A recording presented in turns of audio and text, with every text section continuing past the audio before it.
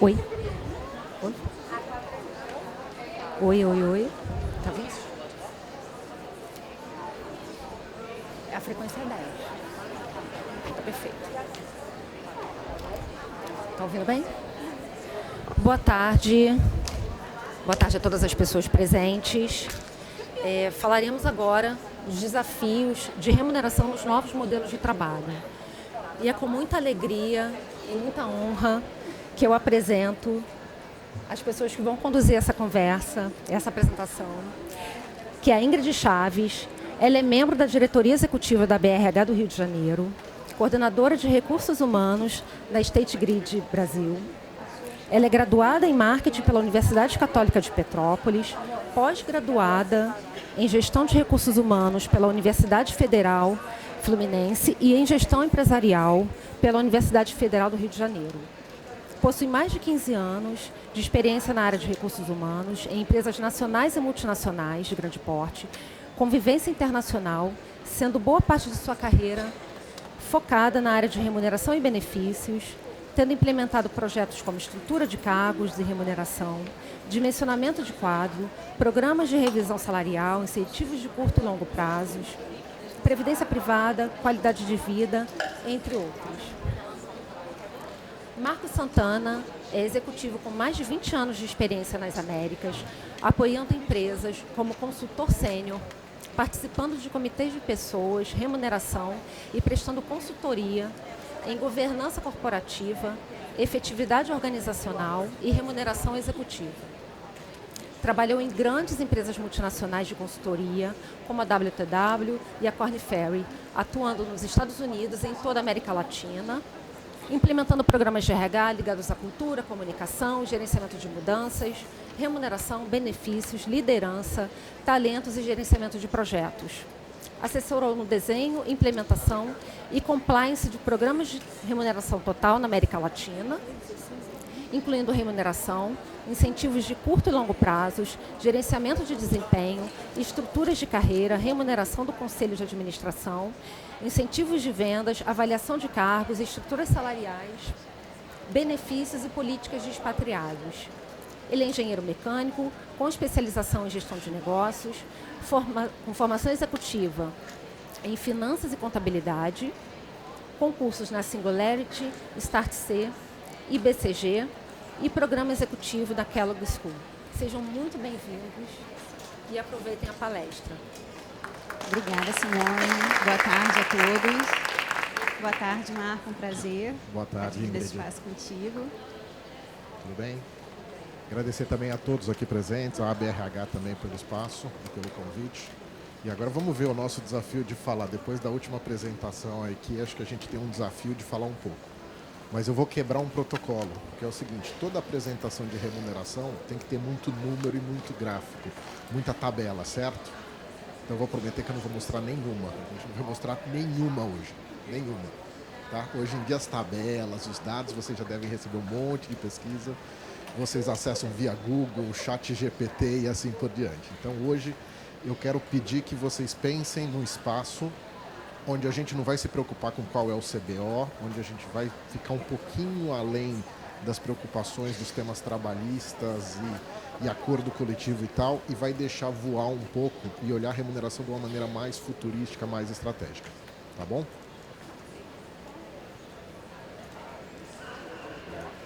Gente, acho que... Agora senão eu fico me ouvindo. Para começar, eu queria contar para vocês um pouco, assim, talvez dar o contexto de onde estamos vindo, né? Então, acho que se a gente olhar para o mundo nos últimos 2, 3 anos, a gente viveu algumas das, talvez, mais transformações nos últimos 2 ou 3 anos do que a gente viveu nos últimos 10 ou 20 anos. Eu estou em remuneração há 20 anos e eu brinco que acho que eu vi mais movimento e mais mudanças nesses últimos 3, 4 anos do que nos últimos 20. E a minha expectativa, talvez com um pouco de otimismo e com um pouco com o meu viés, é que nos próximos 3, 4, 5 anos a gente vai ver mais mudança do que viu nos últimos 20. Tá? Mas o que a gente viu? A gente viu a pandemia. A pandemia para a função de recursos humanos, para a função de remuneração, foi super impactante. Né? Trouxe desafios e uma necessidade de uma resposta rápida muito forte. Por outro lado, acho que posicionou a gente de um jeito, de uma forma, na mesa, e nos trouxe também uma forma muito mais rápida de responder e de agir, que talvez antes a gente não tinha sido provado da mesma forma. Depois a gente vê o Great Resignation, né? Muita gente olhando e dizendo o seguinte: eu quero seguir no meu emprego. Tinha quase um automatismo. Tem um filme que é muito bom que chama Clique, que o ator ele começa a apertar o fast forward.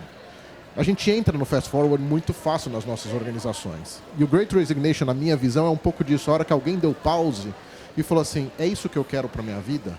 Isso faz sentido? Quiet quitting, a mesma coisa. As pessoas olhando e falando assim: eu não sei se eu quero botar o mesmo esforço que eu vinha botando. Tem uma coisa quase do mundo corporativo que o ambiente te força a trabalhar 10, 12 horas, a se dedicar e tal. Estava falando aqui com a Mônica a questão de saúde mental. Você é forçado quase pelo ambiente. Então as pessoas começaram a se questionar, não só lá fora nos Estados Unidos, não só na Europa, mas aqui no Brasil também. É isso que eu quero para a minha vida? É assim que eu vou trabalhar? A guerra, que de novo afetou todas as cadeias produtivas, as cadeias de suprimento no mundo inteiro. Então isso acaba trazendo um desafio muito grande para a gente. Eu tenho um cliente que é uma farmacêutica que começou a não ter matéria-prima para produzir. E aí você fala, eles não tinham matéria-prima para produzir o remédio? Não. Eles não tinham papelão para produzir as caixas para vender o remédio. E aí tiveram que criar rapidamente um hub em outra geografia no mundo para poder ter matéria-prima e conseguir ter esse insumo. A alta inflacionária, que essa tem um efeito direto quando a gente fala de remuneração, né? Isso vai trazer pressão, isso traz pressão para os salários. E aqui, de novo, não é só Brasil, é um tema mundial. E toda essa redução de disponibilidade de crédito, que acho que aí vai trazer um efeito contrário. Né? Se a gente tivesse aqui há um ano atrás, a gente estaria falando da dificuldade, da escassez do talento, de tecnologia. Hoje eu recebi, acho que 3 currículos de gente muito bem qualificada que acaba de ser desligado de empresa de tecnologia simplesmente por um corte de custos. Então não é uma questão de performance, não é uma questão de perfil, é uma questão de macro maior de contexto que está demandando que essas empresas façam cortes e sejam mais, digamos assim, mais cuidadosas com o gastar. Então, cada um desses temas eu acho que vieram trazendo muitos efeitos. Aqui tem bastante coisa, mas eu queria, talvez rapidamente, só passar por cada um deles, que assim, o que isso significa para nós, seja como gestores ou executivos de companhias, seja como gestores de recursos humanos, de remuneração, de DO, ou o que for, ou seja para nós também como profissionais e como indivíduos. E aqui é uma pesquisa da McKinsey, e eu acho que assim, para quem assistiu hoje de manhã a Ana e o Luiz da Deloitte falando, vocês vão falar, pô, tem muita coisa que coincide. Para mim, de forma diferente, escrito de forma diferente, mas quase tudo coincide. Então a visão da McKinsey e da Deloitte estão muito, muito alinhadas. Mas, basicamente, o que eles trouxeram em termos de desafios? Então, e aqui, gente, eu tenho sempre a tendência de olhar tudo como um copo meio cheio. Então, mais do que desafios, para mim, são oportunidades. A gente pode olhar cada um desses 10 como um desafio e falar, poxa, agora o mundo ficou mais difícil. Sem dúvida. Ou a gente pode olhar como oportunidade e falar, olha só, como profissional eu posso crescer e me desenvolver. E eu vou melhorar. E eu tenho a oportunidade de fazer diferente na minha organização. Então vamos falar um pouco deles. Primeiro, agilidade e resiliência. Quantos bullets tinha no slide anterior? 6, 7? Isso aconteceu nos últimos 2 anos, 3 anos? É a última pandemia? É a última guerra? É a última crise econômica? Provavelmente não, né? Então como é que a gente começa a criar uma cultura de aprendizado que vai gerar a nossa capacidade organizacional de se transformar, de reagir para esses desafios que vão aparecer? Se não é amanhã, é daqui a 6 meses. Se não é daqui a 6 meses, daqui a 7 meses. Ou 6 meses e um dia. Então elas vão vir. Como é que a gente se prepara como organização para isso? E, de novo, a gente aqui está fazendo uma palestra falando sobre remuneração. Como é que remuneração apoia isso? Como é que eu tenho uma cultura de aprendizado se todo o meu modelo de remuneração ele busca excelência e exatidão de 100%? Quem daqui tem um bônus que tem uma parte discricionária porque alguém gerou uma inovação que de repente não trouxe um resultado financeiro no curto prazo? Provavelmente quase ninguém. Então, como é que a gente traz elementos que começam a suportar um pouco desses desafios ou dessas oportunidades? O segundo, o híbrido de verdade. Tá? Híbrido do como, quando e onde. Os empregados não vão... Eu estava até conversando com a Ingrid.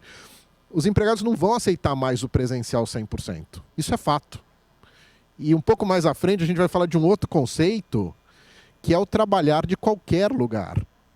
Eu tinha um empregado na Korn Ferry que ele me dizia o seguinte: veio a pandemia, ele passava 2 a 3 semanas em cada cidade ou cada país do mundo. Então você ligava para ele e falava: pô, Fernando, onde é que você está? Não, estou no Chile. 2 semanas depois, onde você está, Fernando? Eu estou na Argentina. 3 semanas depois, onde você está? Estou no Peru. Solteiro, 30 e poucos anos, não deixou todas as suas coisas na casa dos pais, fechou o apartamento, passava 2 a 3 semanas em cada lugar do mundo. O dia que eu virei e falei assim: olha, era bom você vir para o escritório de vez em quando, porque tem uma questão de cultura, tem uma questão de você ter uma equipe e tal. Pô, isso é uma exigência ou é uma recomendação? Se for uma exigência, ele falou: muito obrigado, não sei se eu continuo. Então, esse tipo de perfil, de novo, é 100% não. Mas quando você encontra gente com especialidades, com alta especialidade, perfis mais diferenciados e perfis que estão mais demandados, você vai ter esse desafio. Abrir caminho para a inteligência artificial. Eu recebi aí um meme do Antônio Linhares, que muita gente aqui deve conhecer, que eu não posso repetir aqui o que diz, mas depois vocês dão uma olhada na página do Antônio lá no LinkedIn. Mas a inteligência artificial, gente, ninguém sabe exatamente como usar, vamos ser sinceros aqui, mas está vindo para ficar e vai ser transformadora. Tá? Eu tenho pessoalmente me desafiado a usar nos meus projetos de consultoria. Antes de eu descrever e tentar entender os desafios de uma empresa, eu vou lá e pergunto para o ChatGPT quais são os desafios dessa empresa. E a resposta é muito assertiva. Tá? Você tem que ter o senso para saber o que é certo e o que não é certo. E mais do que isso, como é que a gente trabalha a questão de ética? Como é que eu vou trabalhar a ética nesse processo? Mas como profissionais de recursos humanos, profissionais de remuneração, eu gastar 4 a 8 horas desenvolvendo uma tabela salarial, botando um monte de número no Excel e tal, se preparem. Isso daqui a um mês, não, daqui a uma semana, vai ter uma solução tecnológica que vai resolver isso, acessível para todo mundo. Então, se a gente não abraçar isso, isso vai nos atropelar. Novas regras de atração e retenção. A proposta de valor mudou. Tem que mudar. O empregado já não aceita, a relação já não é mais a mesma. E não é só uma questão geracional. Eu acho que a pandemia equalizou isso. Antes era uma discussão mais geracional. Agora é todo mundo está se questionando. Todo mundo está revendo os seus valores. Lacunas de capacidades organizacionais. De novo, não adianta a gente ter um super processo de desenvolvimento e como remuneração não está apoiando a capacidade de retenção de pessoas. Então, como é que, como remuneração, a gente apoia essas lacunas ou não criar ou diminuir essas lacunas? Melhor talentos com as funções onde eles trazem mais valor. De novo, aqui a gente tem uma ação imediata. Como é que a gente olha para a questão de cargos? Eu adorei, hoje a Deloitte falou, o fim, a extinção dos cargos. Vamos falar um pouquinho disso. Liderança, e como é que eu trago uma liderança em escala? Diversidade, equidade e inclusão, que em geral a gente tende a olhar como um tema menos hard em recursos humanos, mas ele é totalmente hard. Acabou de divulgar, as empresas acabaram de divulgar, empresas de capital aberto, tiveram que passar para a CVM qual é a diferença entre o salário, o maior salário da empresa e a mediana de todos os outros. Na Vale é 600 vezes. Deve ter gente da Vale aqui. Na Arezzo é 4.000. Como é que a gente tem equidade numa empresa onde o CEO ganha 4.000 vezes a mediana de todos os outros empregados? Tá? Então, de novo, não estou criticando porque é cliente meu, mas a gente precisa olhar para esses temas. Saúde mental, tá aí a Mônica que pode falar disso. Como é que a gente traz um portfólio? A gente traz impacto, a gente traz resultado. E não só, desculpa o termo, mas coisas para inglês ver, para dizer que estamos fazendo. E a eficiência turbinada. E aqui acho que, de novo, remuneração tem um super papel que é como é que a gente traz mais produtividade para a organização. Seja via tecnologia, seja via colocando as pessoas no lugar certo, seja via os incentivos corretos nos momentos certos. Como é que a gente melhora essa produtividade? O nível de produtividade do nosso país é baixo. O nível de a produtividade já é uma pressão em qualquer lugar. No Brasil, mais ainda. Como é que a gente melhora isso? Marco, eu acho bem interessante, né, essas provocações aqui. E você trouxe um tema que é super relevante para a gente que trabalha na área de remuneração, a gente ainda usa, né, como você falou, do bom e velho Excel.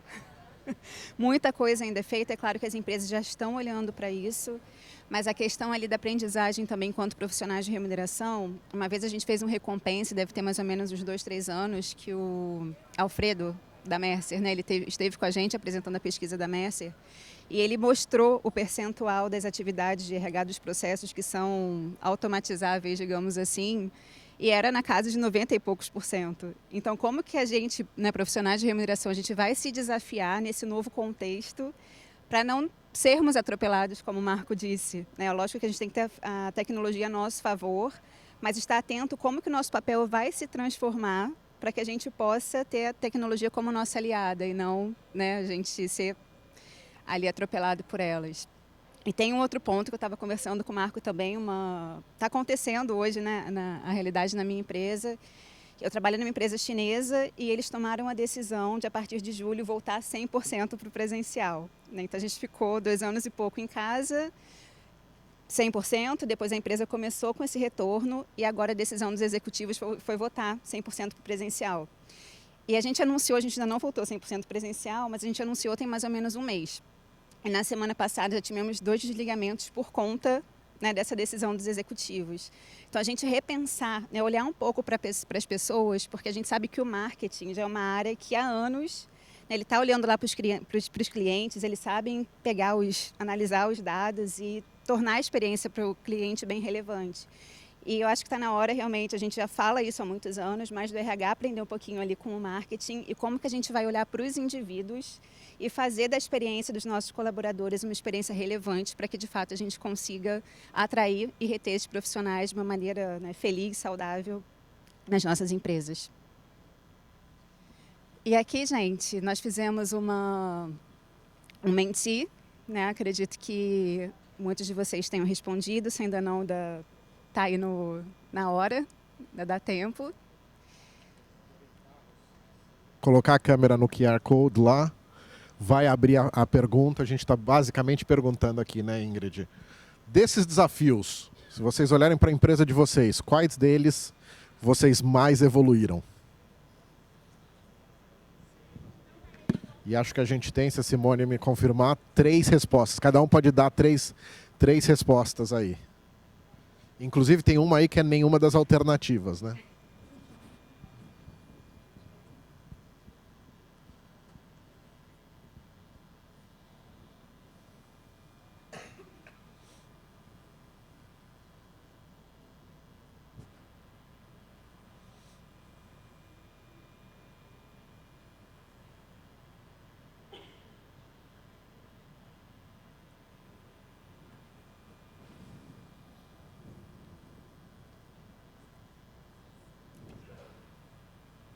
Vamos lá, Simone.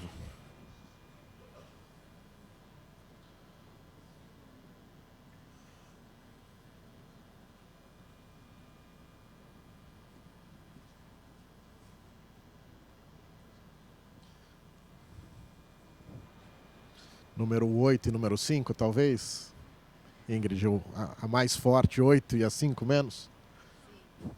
Exatamente.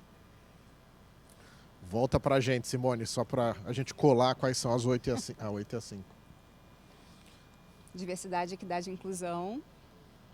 E aí é bem provocativo, né? A Deloitte trouxe esse ponto de manhã, porque muitas vezes a gente consegue atrair essas pessoas, mas quais são as práticas ali de desenvolvimento e depois de remuneração, como que essas áreas estão trabalhando juntas para não só atrair esses profissionais, mas depois cuidar do desenvolvimento deles, remunerar de uma forma que realmente, né, seja equitativa. E a outra foi a 5. Foi a menor. Foi a menor. Fechar a lacuna das capacidades organizacionais.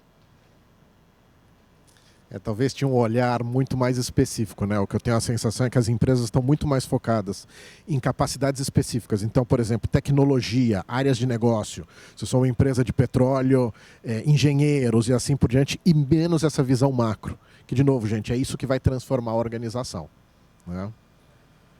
Vamos para a próxima? Vamos lá. Mesma coisa, gente, só que a pergunta agora é assim, na visão de vocês, o que deveria evoluir nos próximos anos? Vale a mesma regra aí do mentir. 3 respostas cada um. E vamos ver o que vocês acham.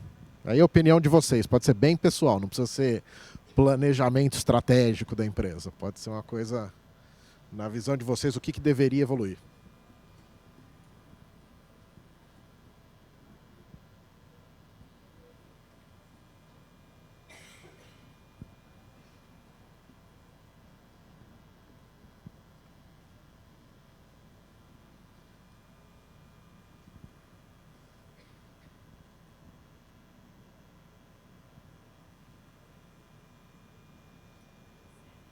Número 7, preciso ver a cola, eu não sei de cabeça. 7, o 10 em segundo e o 5... O pessoal não comprou a ideia das capacidades organizacionais mesmo. Vamos voltar lá, Simone, aí a gente vê o 7 e o 10. 7, liderança autoconsciente e inspiradora. Pô, gente, numa palestra de remuneração, vocês acham que o foco tem que ser liderança? Vocês estão... Assim, pô, tem 2 crianças pequenas em casa, tem que pagar a escola, não tá fácil. E o 10, eficiência turbinada, não, foi forte também, né? Então tá bom, esse é um papel mais de remuneração. Então esse tá valendo, vamos naquele então. Gente, e como é que isso impacta a remuneração? Então vamos lá, vamos para o foco aqui nosso principal. Então falamos um pouco do contexto mundo, falamos um pouco dos desafios de RH, mas como é que isso impacta a gestão de remuneração? E a gente está enxergando, tá? E aqui é um pouco licença poética, porque a gente pode listar aqui outras 15 temas. Mas acho que esses são os 5 principais temas, com base nesse contexto, que acho que se aplicam de forma meio que geral no mercado. Tá? Claro que se você falar assim, é uma audiência só de startups, vai ser diferente? Vai ser diferente. É uma audiência só de empresas de recursos naturais, vai ser diferente? Vai ser diferente. Mas vamos olhar de uma maneira mais aberta o que a gente está falando. Acho que são esses 5 grandes desafios que, se eu fosse um profissional de remuneração, eu estaria preocupado em entender onde é que eu estou como empresa hoje, o que seria uma visão de futuro para a minha empresa e como é que eu posso chegar de um para o outro. Tá? E não necessariamente você tem que agir tudo isso. Mas na hora que a pressão vier, vamos lembrar, as mudanças são muito rápidas. Na hora que vier a pressão, vai vir de uma vez. E aí a gente não vai ter tempo para pensar e se organizar. Então, primeiro, e vamos entrar depois no detalhe, fim dos cargos. Tá? E aí vamos falar um pouquinho, acho que eu pessoalmente, com 20 anos nesse negócio, eu não acredito no fim dos cargos. A gente sempre vai precisar dizer para as pessoas, ou ter um acordo, ou ter uma direção do que cada um tem que fazer. Eu não sou fã de futebol, mas eu tenho um filho de 8 anos que é. Então agora eu uso o futebol como paralelo para tudo. Que é o seguinte, você bota 10, 11 Ronaldinhos, Messis, Neymars, o que você quiser no campo, o que acontece? Se não tiver um técnico que diga, ó, você vai para a defesa, você vai para o gol, você vai para o ataque. Os 10 ou 11 Neymars vão estar todos no ataque. Então, para mim, o que vai mudar, e a gente vai falar um pouco disso, é a forma de enxergar os cargos. E aí eu concordo 100% com a forma que o Luiz e a Ana apresentaram hoje de manhã. As habilidades e a capacidade de entrega é mais importante do que aquelas 3 primeiras páginas da descrição de cargo que fala sobre as atividades que o cargo exerce. Porque as atividades, gente, daqui a 1 mês já não serve mais. Antigamente a gente falava 6 meses, agora a gente fala 1 mês, daqui a pouco a gente vai falar 1 dia. Então as atividades já não demonstram o que o cargo faz, ou o que o cargo vale, ou o que o cargo pesa, ou quanto ele deveria ganhar. Segundo, uma nova proposta de valor. Se a gente falou de todas aquelas mudanças no primeiro slide, como é que a gente, como organização, muda esse acordo mútuo? Certo? Um acordo de trabalho é um acordo mútuo, os 2 lados. A empresa espera que você entregue alguma coisa e você espera algo em retorno. Esse acordo mudou. Como é que a gente trabalha isso? Realinhamento de incentivos. Isso é um tema que acho que há 20 anos eu prego e eu continuo pregando. Porque eu acho que a cada dia, a cada ano, a cada 2, 3 anos, as empresas têm que voltar a olhar para os seus incentivos e dizer, estão adequados? O negócio muda. A proposta de valor e a relação com o empregado muda. Os cargos estão mudando. Como é que os incentivos não mudam? Repensar a gestão de desempenho. Tá? E aqui teve uma grande onda 5 a 7 anos atrás. Accenture, IBM, Cargill, uma série de empresas que fez um grande movimento, General Electric. Mas agora eu acho que é mais cosmético, mas tem muita mudança vindo também. E o último é o Anywhere Office. Como é que eu lido com isso? Tá?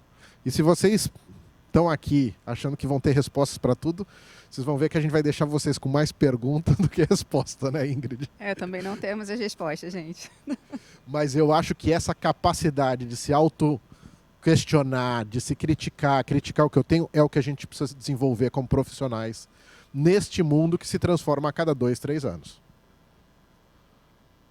Vamos fazer mais um mentir? Vamos lá.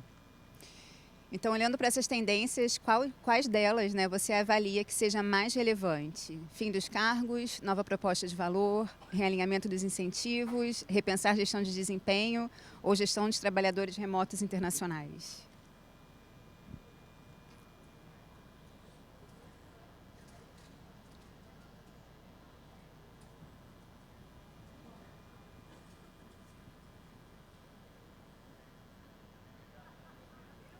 Ó, eu pregar nos últimos 20 anos serviu, viu? Foi bom. Funcionou. Temos trabalho. Pô, gente, lá o último tá muito pequeno. Ninguém tá tendo esse problema, só eu que tenho esse problema? A Ingrid falou que na empresa dela teve uma pessoa que foi morar em Portugal, né, Ingrid? Teve. E a gente barrou num ponto que a gente pensou, né? Na verdade ia ser a menina ia estudar, mas o que barreirou, na verdade, ela acabou saindo da organização, mas o que foi o dilema para a gente é como que a empresa, né, ia acabar tratando um caso, de repente, ela sofreu um acidente de trabalho em Portugal, como que a gente ia lidar com essa questão? E o ponto que ela acabou se desligando, né, porque a gente não quis abrir exceção para ela, porque é claro que se nós abríssemos exceção para um, daqui a pouco ia ter um outro que ia querer para um outro lugar, e como é que a empresa ia gerenciar isso, né, de ter um plano de saúde de repente internacional, a questão do custo, da gestão disso. Então, no final, a gente acabou perdendo essa funcionária. Então vamos falar um pouquinho, gente, agora de cada um desses temas? Fim dos cargos. É o fim do mundo? Não, não é o fim do mundo. Tem bastante texto aqui, mas eu acho que eu vou falar rápido. Primeiro o seguinte, quando a gente olha essas macro tendências, elas trazem uma transformação já natural no conceito do trabalho. Né? As relações estão muito diferentes. Outro dia eu tive um cliente que me ligou e falou assim, eu tenho um funcionário que é CLT aqui, mas ele trabalha PJ em outros lugares. E aí, o que eu faço com isso? Eu mudo a remuneração dele ou dela? Eu olhei e falei assim, não sei, né? Vamos ver, vamos pensar. Aí depois eu tive uma pergunta que foi meio que quase o contrário. Eu tenho um funcionário aqui da área de tecnologia que é PJ. Tá? Não vou dizer quem é para vocês não ligarem para os fiscais aí e mandar bater lá na porta. E ele ou ela trabalha para outras empresas também. Aí eu falei, interessante, a gente vai ver isso cada dia mais. Há 10 anos, meu irmão, que mora em Amsterdã, já fazia isso. O que a gente está cobrando, gente? Que a pessoa esteja das 8 às 5 da tarde, das 8 da manhã às 5 da tarde em frente ao computador, ou está cobrando uma entrega? E se a pessoa tem uma super capacidade e consegue entregar tudo o que você está esperando, ele não pode ou ela não pode fazer uma outra atividade? Por que não? Tem um cliente meu que falou que estava saindo de uma usina, uma fábrica deles, chamou um Uber e o rapaz respondeu assim, espera um minutinho que eu estou aqui no vestiário só me trocando e já estou chegando aí. Aí ele falou, ele trabalha na empresa durante o dia e no final do dia, na hora de ir embora, ele aproveita para fazer umas corridas e ganhar um dinheiro extra. Qual o problema? Mas como é que a gente se abre para essa forma de enxergar? Então, primeiro, as mega tendências estão trazendo mudanças que estão trazendo disrupção em todos esses temas que a gente vê na esquerda. Número 2, a gente precisa ter agilidade e flexibilidade nessa gestão. Não dá para cada atividade, mudou a atividade, eu criar um novo cargo, discutir a descrição e tal. Quando eu entro em cliente, que eles falam assim, a gente está pensando em revisar as descrições, eu saio da sala, falo, eu vou até o banheiro e já venho. Terminem aí a conversa, porque para mim não dá mais. Como é que a gente faz cargos mais flexíveis e perenes? Como é que a gente começa a olhar a perspectiva do talento e diferenciar as pessoas e não só os cargos? Né? Nas nossas organizações a gente tem uma capacidade de botar todo mundo na mesma caixinha. O talento é diferenciado, o desempenho é diferenciado. Como é que eu olho o propósito estratégico da função e não a atividade? Eu brinco que é olhar o cargo top-down. O que aquele cargo tem que entregar? E não que atividade ele tem que fazer. Percebeu a diferença? Parece tão sutil, mas faz toda a diferença. A atividade muda. Chegou o ChatGPT, mudou a atividade. Chegou uma nova tecnologia, mudou. Mudou a sala de lugar, mudou a atividade. O propósito estratégico, o que é esperado de entrega, não muda. Ou muda menos. Tá? E como é que a gente conecta esses subsistemas? Como é que a gente cria modelos que não seja só o modelo é da turma lá de remuneração? Como é que a gente cria modelos que recrutamento use, que desenvolvimento também esteja conectado? Então, como é que a gente traz isso de uma maneira um pouco mais holística? E como a gente, profissional de remuneração, que está ali no meio, né? A gente tem a questão que a gente sabe da nossa legislação, que ainda é muito defasada. Tem a questão das próprias certificações, as ISOs, que exigem, por exemplo, uma descrição de cargo, que a gente sabe é cobrado quando tem um processo trabalhista. Acho que é o primeiro documento que o jurídico pede, né? Cadê a descrição de cargo dessa posição? E, por outro lado, esses N desafios. E como profissional de remuneração, como é que a gente está ali no meio, como é que a gente vai lidar com isso, né? Como o Marco disse, a gente ainda está ali repensando, né, cada organização e, né, nas trocas, que é super importante, como que a gente vai olhar para o futuro e ser mais criativo, mas a gente sabe que ainda tem muitas amarras que acabam impedindo a gente, talvez, de caminhar de uma forma mais acelerada, como a gente gostaria, e seria importante para estar alinhado com toda essa mudança que a gente está vendo no mundo. E a gente está correndo o risco aqui de errar, mas trouxe para vocês um modelo para refletir, olhar e ver que dá para fazer. Tá? Eu fui sócio da Korn Ferry nos últimos 6 anos, saí de lá em outubro para montar minha própria consultoria, mas eu até, acho que no próximo slide eu dou o royalty para a Korn Ferry aqui, a fonte eu cito, que é um modelo que eles desenvolveram, que é você começar a parar de olhar a caixinha, como passo a passo, e vamos olhar o seguinte, qual é o nível de contribuição? Qual é a diferença entre um cargo que executa atividades repetitivas e que provavelmente facilmente automatizada, a um cargo lá em cima que tem uma contribuição super estratégica, que é uma função que traz a nova tecnologia para os nossos novos produtos que vão ser vendidos daqui a 5 anos? Por que a gente não começa a olhar dessa forma para as funções? Eu vou parar de usar o termo cargo. E depois a gente começa a olhar e diz o seguinte, como é que funcionam as especialidades? E por que a especialidade tem que ser por área? Por que eu não posso ter uma especialidade, por exemplo, que é a análise e tomada de decisão? Não caberia no financeiro? Não caberia no RH? Não caberia em marketing? Talvez em áreas de desenvolvimento de negócio? Então por que eu não começo a olhar um pouco mais pela entrega? São funções que analisam dados, geram uma série de conclusões e que apoiam a tomada de decisão. E que tem um nível de estratégia, de contribuição aqui mais ou menos estratégico. Por que eu não posso olhar isso de uma forma diferente? Aí os mais antigos aqui da sala vão falar, Marco, mas isso parece com o que a gente conheceu nos 90 de remuneração por competências. É isso mesmo. Talvez com uma roupagem diferente, uma visão mais completa, mais holística, mas é isso mesmo. É você começar a olhar um pouco mais pelas competências e pela capacidade de contribuição.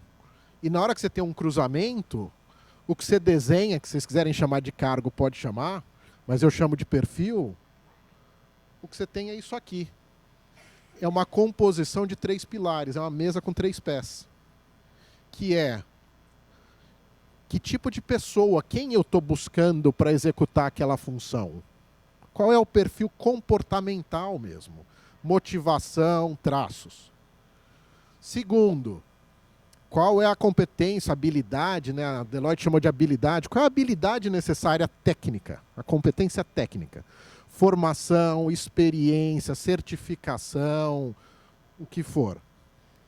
E aí o segredo, que não é muito segredo, mas o que acho que os novos modelos estão trazendo com mais força do que os do passado, tá bom, não adianta você ser uma pessoa muito legal, alinhado com o que eu quero, ter a experiência, tá? Tem uma grande empresa brasileira de mercado que lá nos anos 90 implementou remuneração por competências, a engenheirada, e eu sou engenheiro mecânico, posso falar, foi lá, em 2 anos estava todo mundo no topo da tabela, todo mundo se desenvolveu e falou, agora, como é que eu trago a entrega para essa discussão?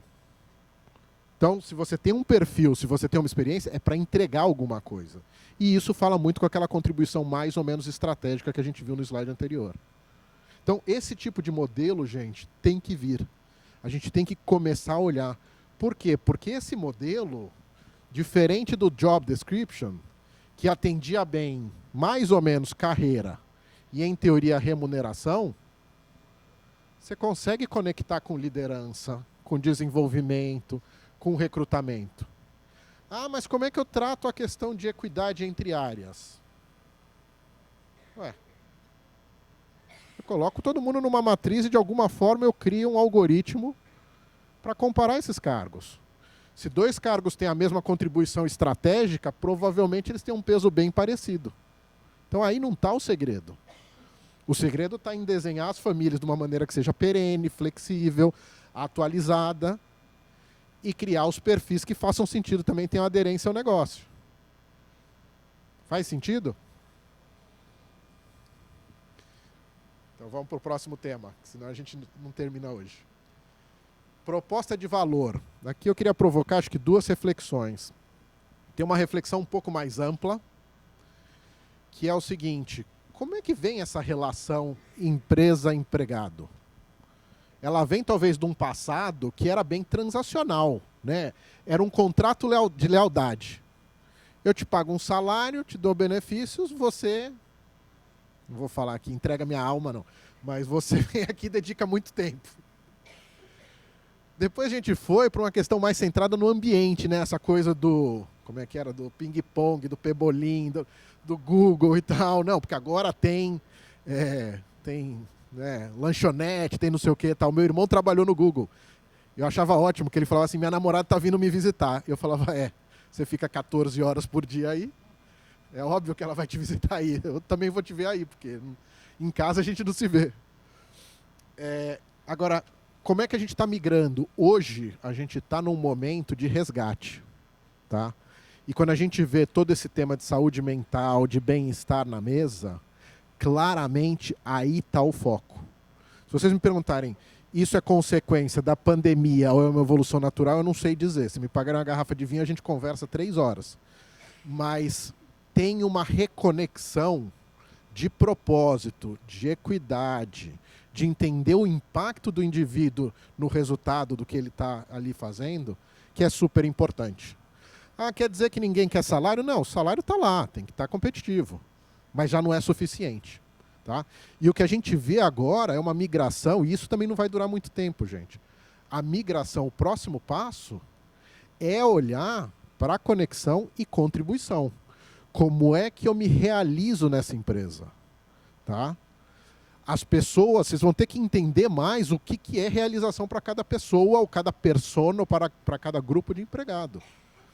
Porque aquilo que meu pai aceitava, que era um bom salário, um bom bônus e um belo plano de saúde, a turma não vai aceitar mais. E como é que eu trago isso? Como é que eu olho para a flexibilidade? Como é que eu olho para a relevância? Então você começa a ver empresas, por exemplo, que permitem que seus executivos estejam nos conselhos de outras empresas. Permite que eles façam cursos, às vezes super desconectados da realidade da empresa. Permite que eles participem de uma série de atividades. Você olha e fala assim, pô, aquilo parece até estar tomando tempo dele. Sim, mas aquilo traz realização. Então aí a troca, o contrato é um pouco diferente do que aquela coisa meio óbvia que a gente via talvez no passado. E aí, como a gente falou, comprometeu que vai deixar bastante pergunta para vocês, aqui tem 12, para já começar bem. Eu adoro esse slide, alguns de vocês talvez já tenham até visto esse slide anteriormente aqui em alguma apresentação minha. Porque é se desafiar um pouco assim. E quando eu trago isso especificamente para remuneração? Eu consigo responder essas 12 perguntas? Ou pelo menos eu parei algum dia para pensar? Eu poderia olhar grades mais amplos, então não estamos nem mudando o modelo, mas poderia ter um modelo um pouco diferente? Eu podia buscar mais diferenciação entre a remuneração das pessoas? Eu posso olhar mais para a métrica não financeira? Aquele último eu adoro, sede do aprendizado. Estamos aproveitando isso? Então, assim, a gente está se questionando do que pode ser diferente? Cuidado, porque remuneração, às vezes a gente usa a muleta de que tudo é custo. Então, qualquer coisa que eu mudar é custo. Não necessariamente. E se eu não me preparar para mudar, cuidado, porque eu achava que a coisa também não mudava. Até começar a chegar esse monte de startup e de empresa investida de private equity, sair mudando tudo. Porque eles não têm esse apego. Em algum momento pode ser que eles tenham uma porrada de processo trabalhista, não sei. Mas hoje eles não têm esse apego e não têm essa preocupação como a gente tem. Ingrid, eu vou seguindo aqui mais pelo tempo. Vamos falar do terceiro tema e aí a gente depois no final tem um espacinho aí para perguntas. Esse é um slide também que provavelmente alguém já viu eu apresentando em outros lugares ou até aqui na BRH. Que eu adoro esse slide. Que é assim, a gente se questionou para que serve, por que eu pago um salário? Há um tempo atrás, um gerente de remuneração lá da Unilever, ele me falou, Marco, a gente foi fazer essa pergunta e entender tudo que a gente tem, a gente descobriu que tinha um vale-abraço. Aí eu falei, não, você está de brincadeira. Ele falou, não, estou de brincadeira, mas quase não é brincadeira. Se eu tenho um salário, eu estou pagando pelo cargo. Se eu tenho um bônus, eu estou pagando por uma excelência operacional. A pessoa veio aqui todo dia do ano, mas não chegou no resultado, não tem bônus, gente. Por que no Brasil todo ano os bônus são pagos? Por que na pandemia, no ano de 2021, o bônus foi 15 pontos percentuais mais alto do que mais alto do que no ano anterior? ILP, graças a Deus, eu preciso pagar a escola das crianças, está na moda. Para quê? Eu canso de ouvir empresa falando, eu tenho que ter ILP. Por quê? Porque o fundo disse que a gente tem que ter. Porque a RI disse que eu tenho que ter para poder fazer IPO. Eu falo, mas você está planejando IPO? Não, mas o ILP a gente vai pôr. Como é que eu olho para isso? ILP é geração de valor. Se a empresa hoje vale 10, amanhã vale 10, não tem ILP. A empresa hoje vale 10, amanhã vale 11, beleza, dá para distribuir um pedaço desse 1. Então, assim, eu estou me questionando, aí tem muito executivo, às vezes até CEO, que fala assim, não, é bom, porque a gente tem EBITDA no ICP e vai botar no ILP também. Eu falo, que bom. Se eu fizer muito EBITDA, você vai pagar os dois. E se for mal, você vai me penalizar nos dois. Então, de novo, gente, olhar propósito. E aí entender qual é o momento que vocês estão. Essa é uma curva típica de negócio, que deve ser de alguma consultoria de negócio, não é minha, mas que fala uma empresa startup, uma empresa em crescimento, uma empresa em maturidade e uma empresa que está numa RJ, que a gente tem alguns casos, inclusive aqui no Rio, como é que elas distribuem a remuneração? Por que a startup paga aquele monte de ações? Porque não tem caixa, gente, para botar em salário. Porque não tem resultado operacional para pagar bônus. E porque tem um mega upside de possibilidade no ILP. Na hora que essa empresa começa a crescer, vai lá, liga lá na OLX, liga no Rappi, liga no iFood, vê se eles estão dando tanto ILP. Quem tem muito é quem estava aqui, quem chegou aqui. Agora já não tem mais. Você começa a equilibrar. Mas entender esse momento que vocês estão passando é muito importante. Por quê? Porque se você partir com salário alto, depois você não baixa. Então depois você tem uma série de implicações se você não tiver essa consciência desde o início. Tá? E tem um pouco do que a gente conversou até da estruturação, né? Teve uma vez também que a gente foi fazer uma recompensa e tinha uma amiga minha que trabalhava numa startup, várias ideias super bacanas, aí eu fui convidá-la para participar do evento com a gente. Aí eu falei, Nath, a gente está com um evento super bacana, eu gostaria que você participasse. Ela, então, a gente cresceu e agora a gente está começando a repensar o modelo, e aí a startup começou a entrar um pouco ali no tradicionalzão de remuneração que a gente conhece. Então tem muita coisa assim que a gente vê que é diferente, que é bacana, mas no dia a dia, quando a empresa vai crescendo e precisa realmente se estruturar para fazer uma boa gestão, acaba que esbarra e a gente vai voltando para o tradicional, né? Mas, de novo, se a gente tiver consciência da tomada de decisão, o fazer diferente eu adoro. Porque é isso mesmo. Talvez tem empresas que têm o apetite de estar na frente e ditando tendência. E tem empresas que gostam mais de vamos olhar, deixar todo mundo ir primeiro, ver o que dá certo e o que dá errado, e aí eu tento fazer. Não está errado.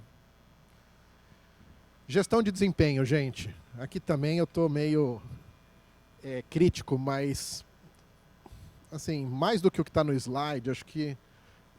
e aqui, de novo, a Korn Ferry fez um estudo super legal, estava até contando para a Ingrid, que ao invés de falar com as empresas que têm os melhores processos de gestão de desempenho, ela foi falar com profissões alternativas que trabalham sempre no alto desempenho.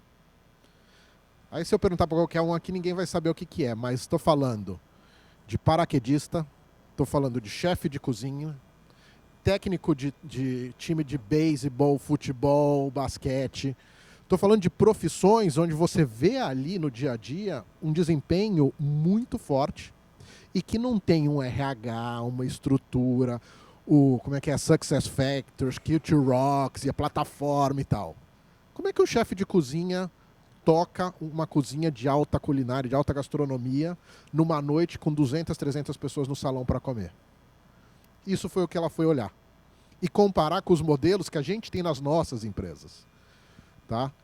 E acho que o bottom line a gente deixou tudo muito complexo, tá fora do foco, que mais? Tá desalinhado, irrelevante, pouco flexível, e a gente tá encaixotando todo mundo numa coisa só.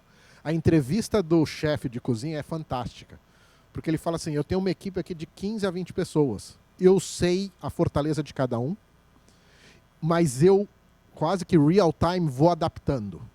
Porque se vem muito pedido de sobremesa, eu sei que é o João que tem que estar mais lá e eu puxo a Maria para ajudar o João e vamos lá.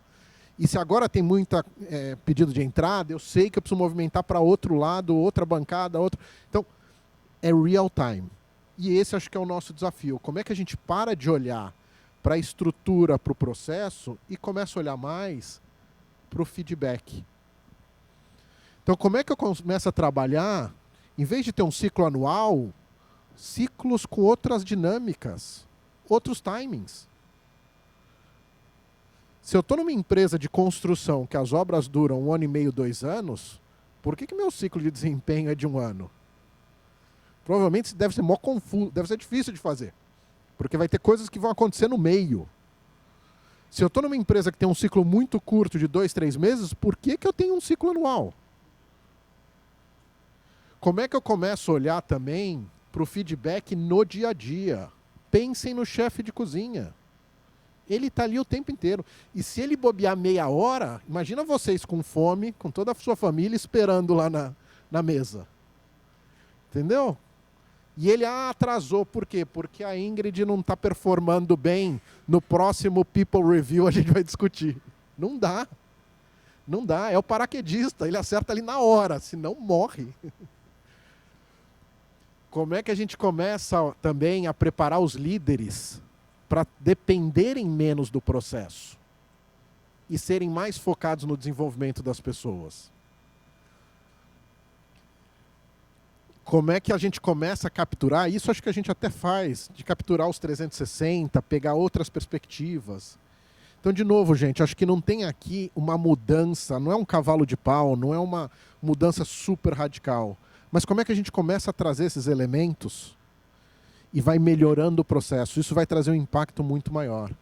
De novo, o segredo não está no processo, o segredo está no feedback, o segredo está na diferenciação, está em olhar as pessoas como humanos e que vão ser diferentes. E talvez o melhor do Marco não é a mesma coisa que o melhor da Ingrid. Como é que a gente começa a olhar para isso de forma diferenciada? Tá? E agora, para fechar, vamos falar um pouquinho desse Anywhere Office, que eu vou dizer para vocês que talvez seja o tema que tem menos resposta. Porque até tem uma pesquisa da Mercer, que acho que é muito legal, vale a pena dar uma olhada, que fala tanto sobre as transferências internacionais. Na verdade, ela falava sobre transferências internacionais e nos últimos anos eles incluíram também a questão do trabalho remoto. Mas, basicamente, ela fala o seguinte: 56% dessas empresas, imagina que são grandes empresas multinacionais, então já é um rol seleto. Então, eu não sei se 56 é muito, me parece até pouco. permitem que os empregados trabalhem em outro país. Isso é o Fernando da minha equipe que falou, olha, agora eu vou morar em Portugal. Ah, mas não, estou indo morar em Portugal. Se você quiser assim, senão eu estou pedindo demissão. 32% deles permitem, mas só em países específicos. Por quê? Porque tem a preocupação que a Ingrid trouxe, legislação, tributação e uma série de coisas. 30% permitem, mas em países onde você tem uma entidade legal da empresa. Por quê? Aí, de novo, eu posso falar, Fernando, se você está no Peru, no Equador, problema é seu. Mas tem uma responsabilidade também em empresa. Se eu tenho uma entidade legal lá, eu consigo fazer uma transferência. Agora, acho que o grande segredo para mim, e por isso não tem muita resposta, é 80% das empresas limita o tempo. Porque eu não tenho problema que o Fernando esteja lá. Mas provavelmente eu preciso que o Fernando esteja 184 dias no Brasil para ele continuar sendo residente fiscal no Brasil, para ele continuar sendo meu empregado no Brasil, para ele continuar recebendo seu FGTS, INSS e tal no Brasil. Então, as empresas hoje não têm uma solução mágica, mas elas têm uma limitação, elas impõem uma limitação de número de dias. E se o Fernando quiser os outros 182 dias e ficar viajando pelo mundo, tudo bem, porque isso vai encaixar. Tá? Grandes conclusões ou tendências. Primeiro, isso veio para ficar. Então, a visão clara da Mercer nessa pergunta é que mobilidade nas empresas era algo em torno de 2% dos empregados. Isso veio para ficar, está crescendo. Então, a exceção, eu deixo porque é o Fernando. Não, se tornou regra. E, em algum momento, a gente vai ter que pensar como é que faz isso política. O processo e a mensagem, isso deve dar arrepio em vocês. Porque tem muito CEO de empresa indo para o Town Hall falando assim, não porque agora, olha só, o Fernando trabalha 15 dias em cada lugar. Aí fica o chefe dele, o RH, doido aqui, falando como é que a gente gerencia isso. Então, cuidado, se o processo e a política não está definida, azeitem bem a mensagem, porque as pessoas estão pedindo para fazer isso, ou porque o marido, ou porque a esposa foi morar fora, ou porque decidiu tirar um tempo e morar fora, as pessoas estão fazendo. Tá? Eu tenho um cliente que ele era o diretor de RH de uma grande papeleira de capital aberto brasileira. Ele falou para o CEO, isso eu estou indo embora. O CEO falou, tá bom, vamos experimentar com você. Aí um dia eu encontrei com ele em São Paulo, falei, e aí, você veio? Ele falou, vim, mas paguei R$7.000 na passagem. Por quê? Porque o CEO falou, você pode ir, eu vou te pagar lá, mas se eu precisar de você, eu vou te avisar com pelo menos 48 horas de antecedência e você paga a passagem. Ele falou, a única que tinha para voltar de Amsterdã para São Paulo custava R$7.000. Ele teve que pagar do bolso. Um conceito, gente, que eu acho que é importante, que é um pouco do conceito do Fernando, é o workation, que é o conceito de trabalhar num lugar com cara de férias. Tá? Então é work com vacation. Esse talvez seja o mais perigoso. Por quê? Porque o fuso é diferente. Eu cansei de viver isso com o Fernando. Você conecta no Zoom ou no Teams com ele. O cara está há um mês sem fazer a barba. Parece que está um mês sem tomar banho. Estou brincando, estou exagerando. Depois vocês vão falar para o Fernando. A internet, muitas vezes, não é que ele foi morar em Lisboa, num apartamento alugado por 2 anos. Não. Ele está cada semana num lugar.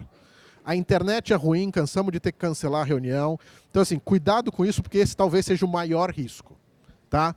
Mas talvez seja o maior número de pedidos que vocês vão receber também. Tá? E vamos olhar agora o copo meio cheio. Isso é uma super oportunidade. Tecnologia, a galera está fazendo isso direto. Por que não, por exemplo, contratar argentino sentado em Buenos Aires para trabalhar para vocês aqui? A Localiza, o CEO, não sei quem conhece, o Bruno Lazans, que é argentino.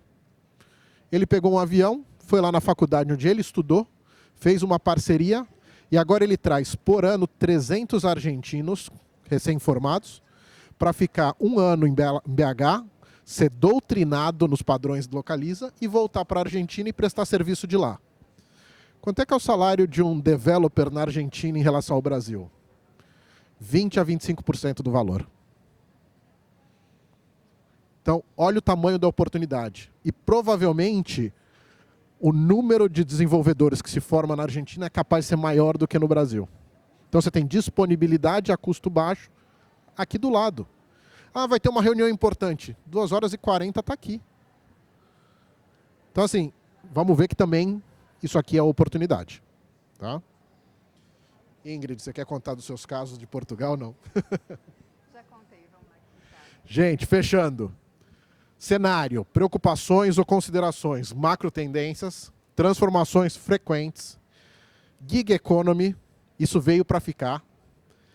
Pay equity, se preparem porque esse tema já dá uma olhada. Se não fez uma comparação interna entre homem e mulher, entre níveis e tal, façam. Transparência de remuneração, tá vindo transparência em tudo. Então, se a gente não quer ser transparente, fica tranquilo. O empregado vai lá no I Love Mondays e tal e coloca. Pressão por produtividade, tá vindo. Tecnologia. Se eu tivesse na cadeira de vocês, o que eu me preocuparia? Número 1, tendências. Fica de olho, vai acompanhando.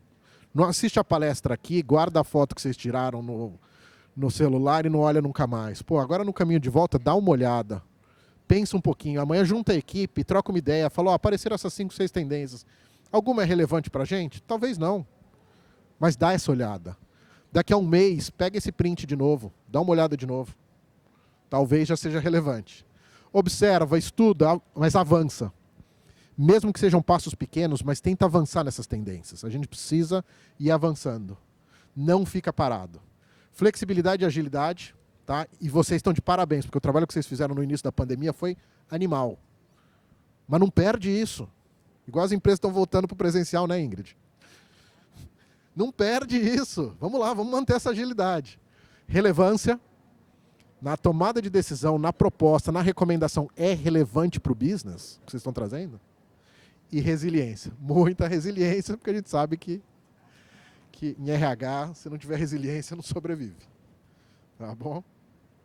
Gente, zerou ali, eu vou parar, porque senão a gente vai conversando aqui até muito longe.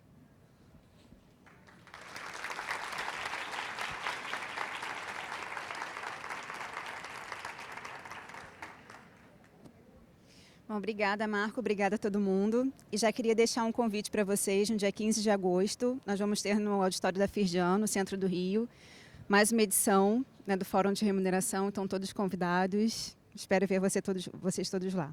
Obrigada.